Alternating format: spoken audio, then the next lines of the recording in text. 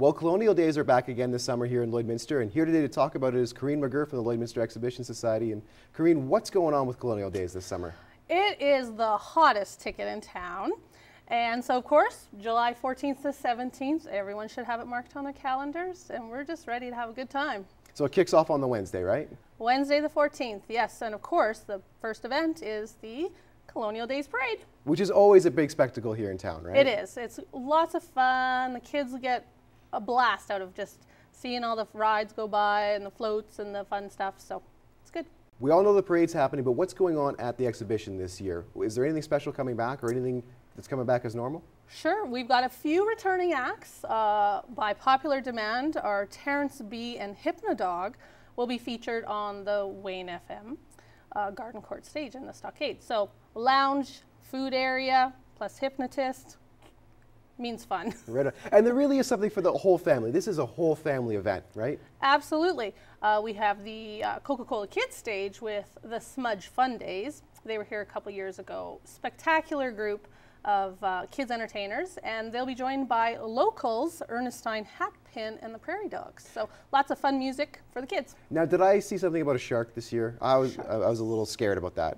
Don't be scared. Okay. But there are live sharks coming to Lloydminster. To Lloydminster? Yes. Okay. They will be contained in tanks, but they will feature daily diving, and they'll have an active diver in the tank with them. So somebody's actually going to go in the tank with Diver in the tank with them. How's your insurance over at the Lloyd Exhibition Grounds right now? Is it okay right now? We're good. We're good? We're good. Okay. Yes. But please don't throw any rocks at the tanks. So yeah, educational show. Fantastic. They talk about great white sharks as well as all the variety of sharks.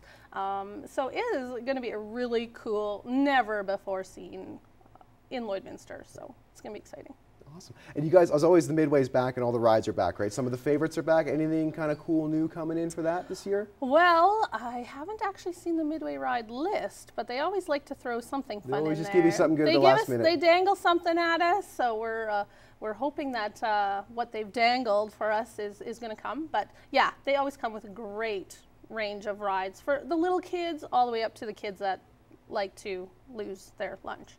Well, so I guess speaking of losing your lunch, when you're done with that at the end of the day, the grandstand shows are back, right? Yes. Who's hitting the grandstand this year for the Colonial Days? We have a rock and roll lineup this year that is fantastic. And we will actually be spanning every decade from the 70s to current. So Wednesday night, we'll kick it off with a little modern day stuff for the kids. We've got the Stereos and special guests Envy.